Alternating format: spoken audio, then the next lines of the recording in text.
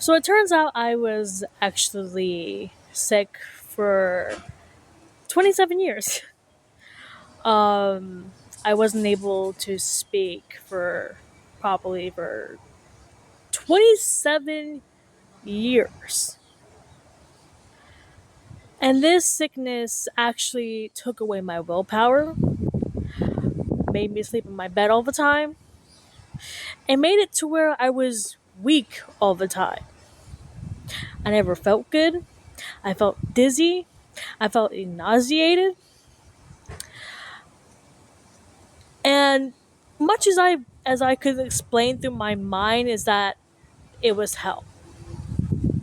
And the only way I cured it was going to Baker Action that year. It was an illness that the doctors couldn't explain. No one could explain to me, apparently, that I was so sick I couldn't speak for 27 years properly. And this year, it opened my eyes to a lot. Because after I was unsick from all those years, I began to notice things around me and pretty self aware of what the illness made me go through. Turns out I was so sick that I became obese. I became tired all the time. I became staying in my bed. And I thought all of that was considerably normal. And it wasn't. I don't know if there's anyone else out there that has actually been through this, but if you ever felt this way, it's not normal. The sickness got so bad that I was constantly in and out of consciousness. Like, I was lightheaded all the time. I had difficulty explaining things to people. So I stayed quiet for 27 years, mostly of my life. Never said anything. Sometimes I did, but sometimes the sickness really made it difficult for me to speak. So while I was going through like the whole Baker Action thing, and they were shoving the antibiotics literally down my throat, giving me giant pills that I had no idea that I had, my voice changed. This isn't my real voice, though. Um, I hope you guys are just aware of that. I have a completely different voice. No, it's not a voice changer. But once the realization came to me that my voice was totally different and not the one that I use right now to cover it up. But once I was able to talk again, I guess it really began to show me all the differences and all of the life events that went on in my life. Sorry, I stuttered there for a minute. But for 27 years, for 27 years, I know people with cancer say, "Oh, that's worse. We got cancer," but 27 years.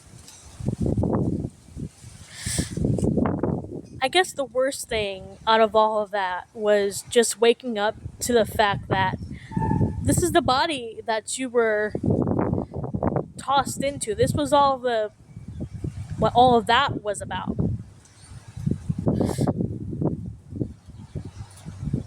But after I realized I was sick, I started talking to people a bit more. I started getting out of my own bed. It was difficulty just to stay awake. And what the worst part led me to was my actual own death. So at one point, I was living in an apartment and I didn't know what was happening to me but I was slowly dying. I can't tell you how bad it is to feel this type of way. That you're slowly dying in your own bed and you have no clue what was going on. I never told anybody about this, but I was actually sick for 27 years. So you can imagine an illness slowly actually killing you. Yeah, what's that? Probably cancer. But as I came to consciousness, I came to realize that I'm fine. I think what was really shocking about going through like my own death was that you don't know how long it was gonna take until it finally kills you. I think the worst part, and this was like my heart problem, I had a severe, like, it was slowly killing me. Finding ways to actually kill me. And it was just the worst thing having to go through all that. The shocking realization that this may be your last month on Earth is frightening.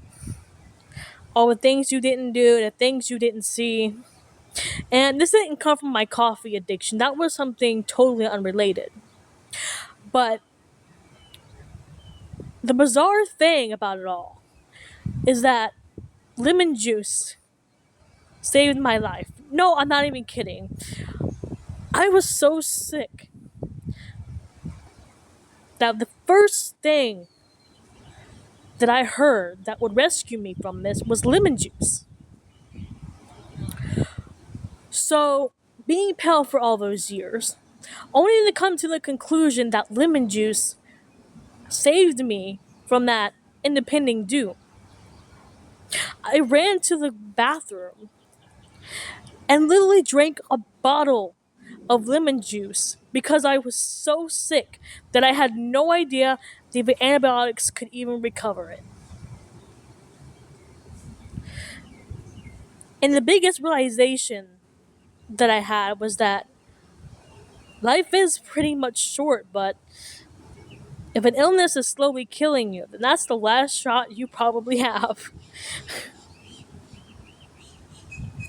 I'm trying to cry. This is actually pretty emotional for me. I try my best not to cry when I think about this. What turned into 27 years of a nightmare turned into a lesson, really.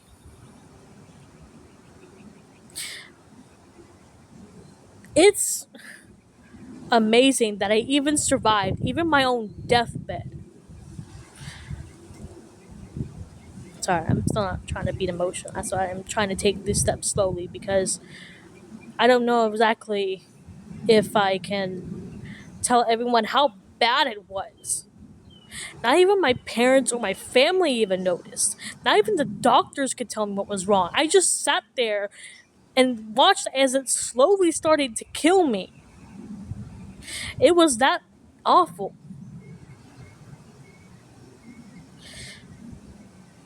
And I think the worst part was no one understanding that I was actually sick. I mean, I kept telling people I never felt good, and it continued on and until finally, slowly, it starts to kill you. And then, I just run to that fridge and drink that lemon juice because that's the only thing that would save me around that time. I'm not saying it's a magical fucking cure for everything. Sorry, I just cussed. My bad. I'm not saying it's a magical cure for everything, but that just saved my life, and that was the only thing that I can think of around that time that would save my life. Do I drink lemon juice now? Yes. I've been trying to buy like little bottles here and there because I'm so traumatized by that illness. It literally sucked that I couldn't even know my own independent death, and no one realized that either. If you ever experience something like this, you're not alone. I'm guarantee you, some people have gone through this. But I just wanted to explain like that, how traumatic it was just laying in that bed, and my heart just felt literally off